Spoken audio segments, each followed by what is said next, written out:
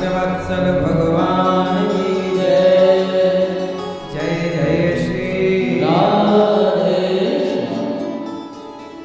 परम मंगलमय परात्पर अखिलेश्वर अखिल ब्रह्मांड नायक परात्पर परब्रह्म भगवान श्री कृष्ण की वांगमय प्रतिमूर्ति श्रीमद्भागवत महापुराण। दूर दूर से आई हमारी माताएं बहनें श्रोतागण भक्तगण, सिकंदराबाद के सभी भक्तजनों को जय श्रीमन्नारायण, जय श्री कृष्ण। भगवान की परम कृपा से हम सब भागवत जी की पावन कथा में डुबकी लगाकर अपने जीवन को कृतार्थ कर रहे हैं। आप सभी प्रेम पूर्वक कथा में डुबकी लगा रहे हैं और इस कथा का आयोजन सिकंदराबाद की पावन धरती पर जो हो रहा है, यह आयोजन मां भगवती सेवा समिति के द्वारा हो रहा है। एक बार समिति के लिए सुंदर तालियां। मां भगवती सेवा समिति, जिसमें मुख्य रूप से कार्य कर रहे हैं भैया श्री अंशु शर्मा जी। कमल तो अंशु शर्मा जी चेयरमैन। प्रेम पूर्वक कथा का रसपान आप सबको हो सके, इसलिए इन्होंने इतना सुंदर कार्य किया और इनके कारण यहाँ पर यह कथा हो रही है। श्री नितिन गर्ग जी, उज्जवल गोयल जी, ये सभी कार्यकर्ता धन्यवाद के पात्र हैं, जिनके कारण आज यहाँ पर सिकंदराबाद की पावन धरा पर कथा हो रही है और आप सबको कथा सुनने का परम सौभाग्य प्राप्त हो रहा है। श्री मनोज वर्मा जी, वैभव गोयल जी, विपुल गर्ग जी, सभी कमेटी के पदाधिकारी कथा का रसपान करा रहे हैं। हम सबको कथा हमें कहने का, आपको सुनने का परम जो सौभाग्य मिला है, यह अद्भुत है। भैया श्री अंशु शर्मा जी और इनकी पूरी टीम, सभी लोग कथा की गंगा में डुबकी आप सब तो लगा ही रहे हैं। कथा किस किस को अच्छी लग रही है आप सिकंदराबाद के भक्तों को? तो एक बार इन सभी के लिए मां भगवती सेवा समिति के सदस्यों के लिए तालियां, अंशु शर्मा जी के लिए तालियां, नितिन गर्ग जी के लिए तालियां, उज्जवल गोयल जी के लिए, मनोज वर्मा जी के लिए। बजाते रहो ताली मेरी मां। वैभव गोयल जी के लिए और विपुल जी के लिए। इन्होंने देखो इतना मेहनत किया, प्रयास किया, आप सब कथा सुन पाए, इसलिए ना इन्होंने इस सब काम किया है। आप सब इन्हें आशीर्वाद दो कि इसी तरह सेवा करते रहें, समाज की इसी तरह जन कल्याण का काम करते रहें। आप सब सुखी रहें, स्वस्थ रहें। आप लोगों ने इतिहास रचा है। कथा की गंगा में डुबकी लगा करके आप सब कृतार्थ होंगे और मैं आपको विश्वास दिलाता हूं कि जो यहाँ पर 7 दिन बैठेगा, अब तो आज तीसरा दिन है, अब 4 दिन ही बचे, जो यहाँ बैठ करके प्रेम पूर्वक कुछ दिन समय देगा, कथा सुनेगा, उसके जीवन में निश्चित बदलाव होगा और मां लक्ष्मी की, भगवान श्रीमन्नारायण की करुणा कृपा उस पर जरूर होगी। कथा का अर्थ ही है परिवर्तन। कहते हैं भगवान कहते हैं कि तुम हमारी कथा सुनोगे तो हम तुम्हारी व्यथा सुनेंगे। आप सुनिए भगवान की कथा तो भगवान सुनेंगे आपकी व्यथा।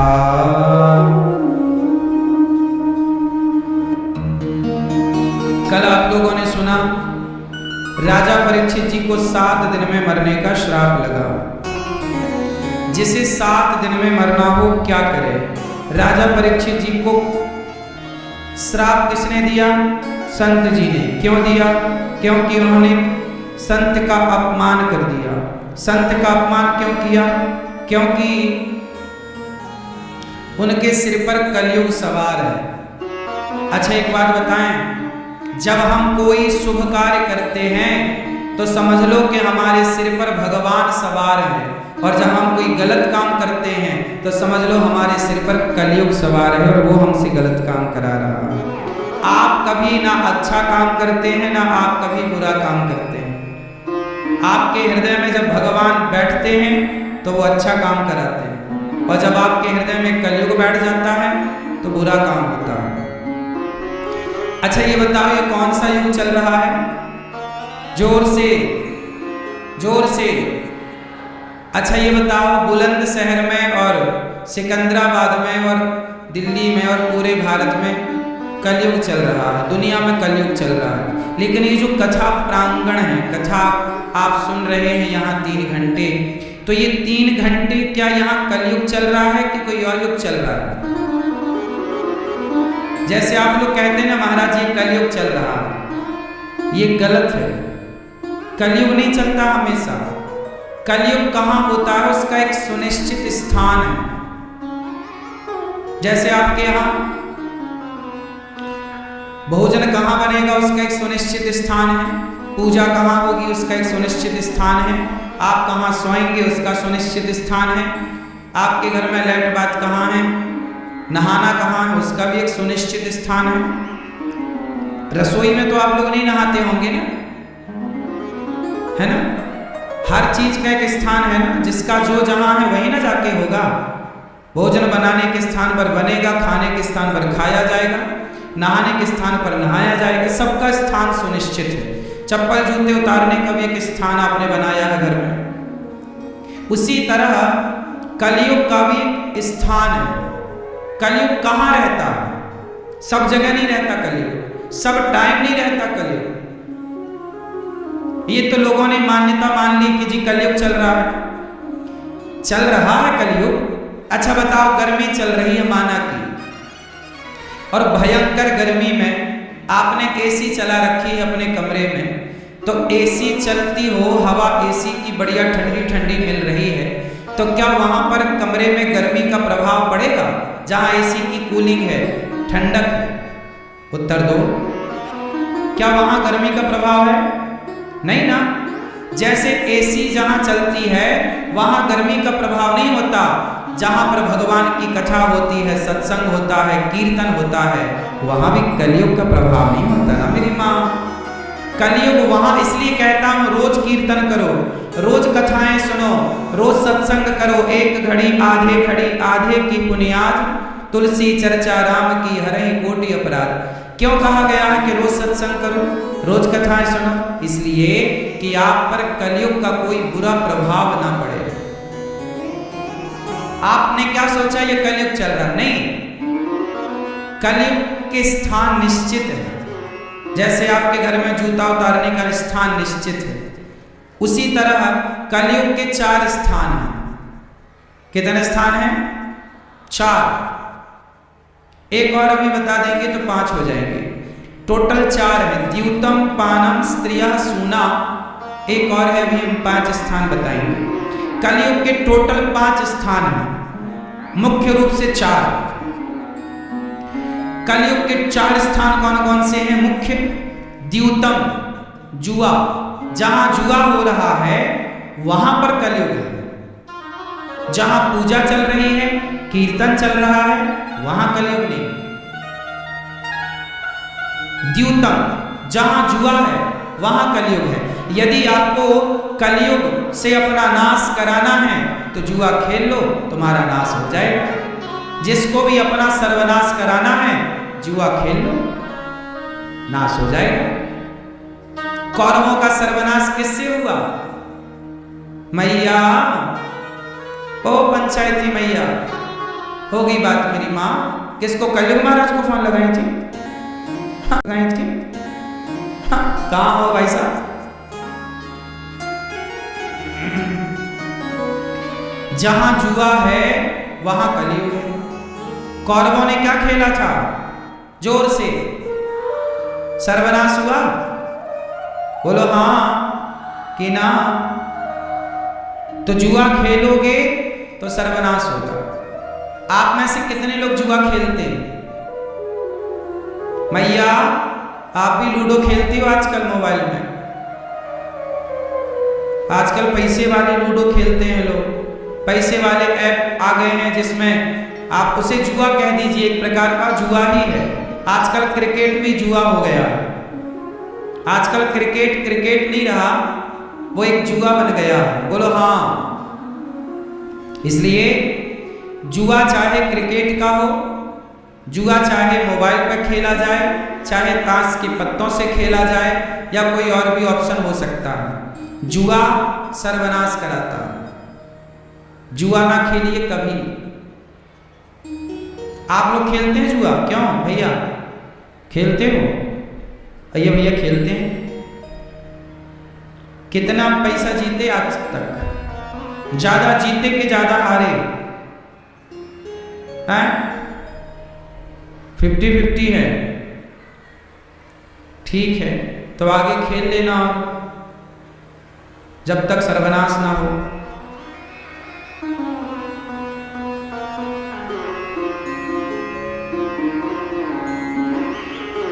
कौरवों ने नाश कर लिया, पांडवों ने तो, धर्मराज युधिष्ठिर तो धर्मराज थे पर जुआ खेला तो 12 साल का वनवास मिला कि नहीं? ये जुआ का तो परिणाम था। भरी सभा में पत्नी का अपमान हुआ कि नहीं? जुआ का ही तो परिणाम था। महाभारत हुआ कि नहीं? जुआ का ही तो परिणाम था। इसलिए अपना भला चाहते हो। आजकल युवाओं में मोबाइल पे ऑनलाइन गेम खेलने की, पैसे वाला जुआ खेलने की, आजकल बॉलीवुड तो जंगली रमी डाउनलोड करवा रहा है। इससे कितने बच्चे लाखों रुपया हार गए और बर्बाद हो गए। बाप की कमाई बर्बाद कर दी बच्चों ने। बोलो हाँ। फिर कई माँ बाप फुटपाथ पे आ गए, बच्चे ने जुआ खेल के सब हार लिया। सही है कि गलत है? बोलो भाई। इसलिए जुआ ना खेलना।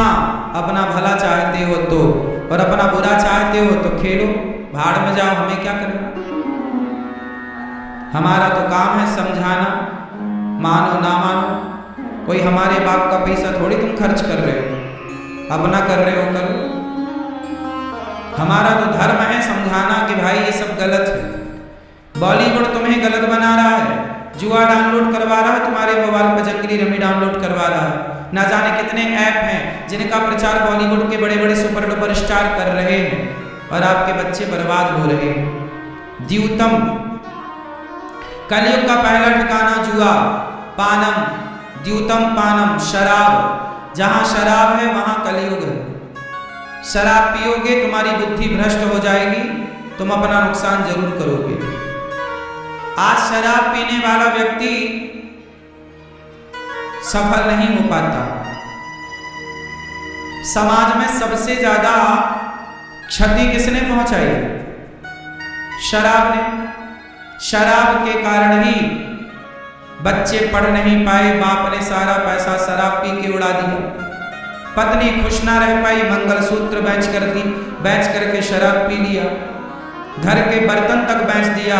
आज बुलंदशहर के आसपास गांव में जाइए और बुलंदशहर को देखिए, और यहाँ सिकंदराबाद के आसपास गांव में जाइए और सिकंदराबाद के आसपास, सिकंदराबाद में ही देखिए, आज जो गरीब है उसकी गरीबी का मूल कारण है कि वो शराब पीता होगा। आज जितने लोग गरीब हैं उनकी गरीबी का मुख्य कारण है शराब।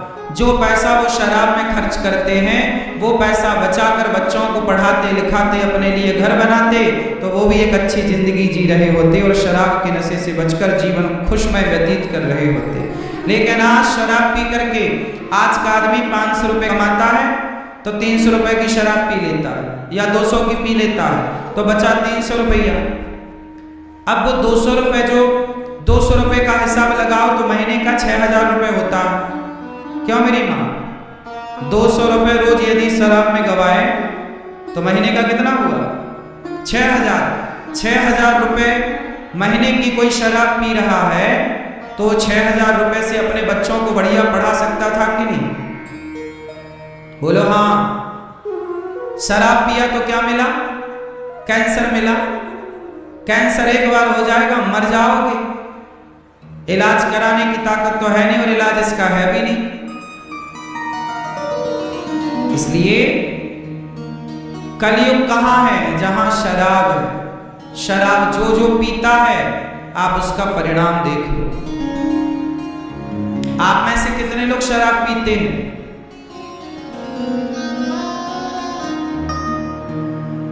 क्यों?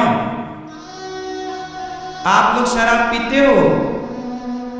भैया शराब पीते हो? मैया आप लोग शराब पीती हो? नहीं, आजकल माताएं भी पीने लग गई हैं, इसलिए कन्फर्म करा लेते हैं शराब ना पीना मेरी माँ। आप लोग तो नहीं पीते शराब, सही? आप लोग भैया चश्मा वाले भैया पीछे सोफे में, सही बताओ?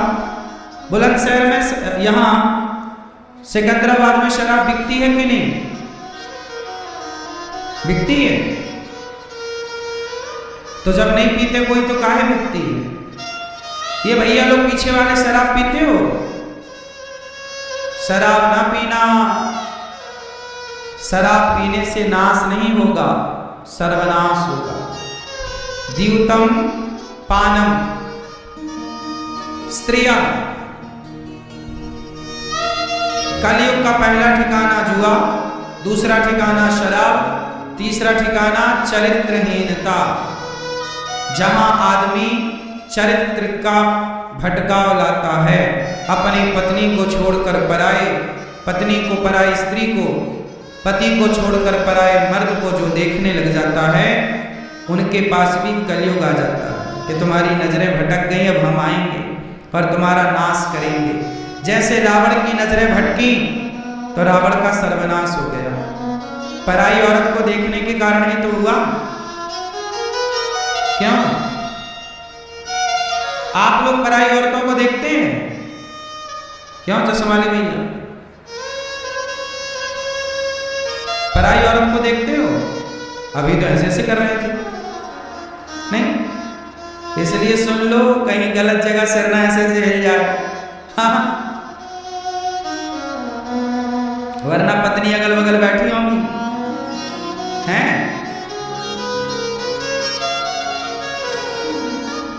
रावण पराई नारी के चक्कर में पड़ गया, क्या हुआ? सर्वनाश। बोलो हाँ, सर्वनाश हो गया। आज मैंने अखबार पढ़ा तो उसमें एक घटना आई, कहो तो सुना दूं। आज अखबार में एक घटना छपी थी तो मैंने पढ़ा, और वो घटना जान लेने योग्य है। क्या घटना है, जरा सावधान होकर सुन लो। एक पति था, वो पराई औरत के चक्कर में रहता था। पत्नी को पता लग गया कि मेरा पति पराई औरत के चक्कर में है, तो पत्नी ने अपने पति को समझाया कि ये गलत है, आप ऐसा ना करिए, आप हमें धोखा दे रहे हैं। पति ने कहा ठीक है, हम नहीं बात करेंगे, हम नहीं मिलेंगे। लेकिन फिर भी पति लुक छिप करके उस महिला से मिलता रहा।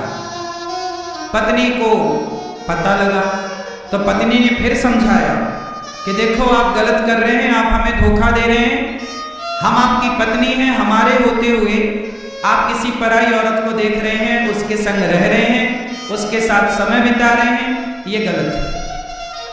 जो कि हर नारी अपने पति को ये समझाती है। क्यों जी, बात सही है? पति ने बोला प्रॉमिस करता हूं अब मैं कभी नहीं मिलूंगा उस स्त्री से। लेकिन पुरुष फिर उसी के चक्कर में। पत्नी को आया गुस्सा, पत्नी गई और उस महिला को समझाया, सुन चुड़ैल, मेरे पति पर डोरे डालना छोड़ दे। समझा करके पत्नी घर आ गई। पत्नी कितनी अच्छी है कि अपने पति को भी समझा रही है और उस चुड़ैल को भी समझा रही है जो इसके पति पर डोरे डाल रही है। ऐसा करते करते 1 साल बीत गया। फिर भी पति का उस स्त्री से मिलना जुलना चालू था। तो इसे आया गुस्सा, इसने निकाली चाकू और चुड़ैल के घर गई। पति पर डोरे डालती थी और इसने चाकू से उसे मारा, वो मर गई। जब मरी तो पुलिस आई और पुलिस पकड़ करके ले गई। अब वो जेल में है। अब बताओ कि वो बेचारी पत्नी जेल चली गई और वो एक नारी, वो एक स्त्री मर गई, चाकू मारी ना, मर गई। अब एक की जिंदगी जेल में कट रही है, दूसरे की जिंदगी खत्म हो गई। कौन जिम्मेदार था? बोलो। तुम्हारी अय्यासी जिम्मेदार है। तुम्हें पता नहीं है। अच्छा, मैं पुरुषों से एक सवाल करूं, तुम्हारी पत्नी किसी और के संग रहने लग जाए, तुम्हें बर्दाश्त होगा? बोलो। तुम्हारी पत्नी किसी और से बात करने लग जाए, किसी और मर्द के संग रहने लग जाए, उसके कंधे पे हाथ डाल के चलने लग जाए, तुम्हें बर्दाश्त होगा? नहीं ना।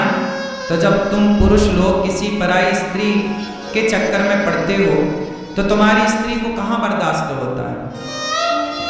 तुम समझते नहीं हो कि तुम्हारे इस गलत काम से कि नारी के जीवन में क्या बीतता, क्या गुजरता।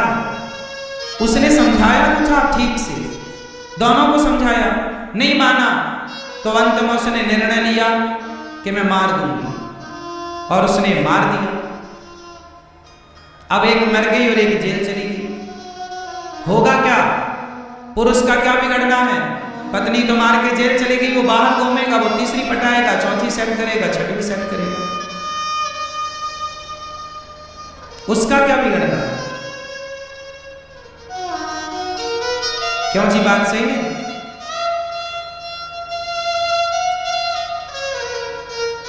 इसलिए अब बताइए, पराई औरत के चक्कर में सर्वनाश की स्थिति उत्पन्न हो गई ना। छोटे छोटे बच्चे अनाथ हो गए कि नहीं? अब माँ जेल में है तो बच्चे छोटे छोटे हैं। अब कौन उन बच्चों को लाड़ लड़ाएगा, कौन उन बच्चों को प्यार करेगा? तुम तो अपना दूसरी ले आओगी, दूसरी ले आओगे, वो दूसरी औरत थोड़ी उन बच्चों को लाड़ कर पाएगी, वो तो सौत कहलाएगी ना, वो थोड़ी उन बच्चों को प्यार करेगी। एक व्यक्ति की गलती ना जाने कितने लोगों की जिंदगी उजाड़ सकती है। देखो, गलती एक पुरुष ने की, उसकी गलती से एक महिला मर गई, दूसरी महिला जेल चली गई, और उसके बच्चे छोटे छोटे अनाथ से हो गए। मां के बिना बच्चे तो अनाथ ही है ना? क्यों? मां के बिना बच्चे तो अनाथ ही हैं। फिर समाज में बदनामी हुई, वो अलग। क्या पाया आपने? कौन सी समझदारी है ये? इसलिए ऋषि मुनि कहते हैं, मैया बताओ नरक का द्वार क्या है? बताओ ए भैया चश्मा वाले, नरक का द्वार किसे कहते हैं? बोलो थोड़ा जोर से। हैं?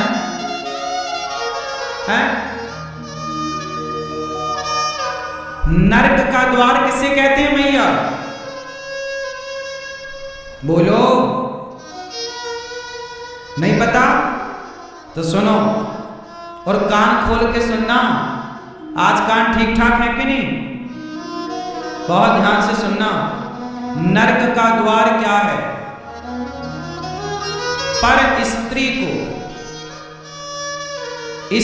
को नरक का द्वार कहा गया है। नरक का द्वार किसे कहा गया है? जोर से। किसको? पर स्त्री को। किसको? किसको? स्त्री को नरक का द्वार कहा है। किस स्त्री को? पत्नी को नहीं। पत्नी नरक का द्वार नहीं, पराई स्त्री नरक का द्वार है। ऐसी वीडियोस के लिए चैनल को सब्सक्राइब जरूर करें।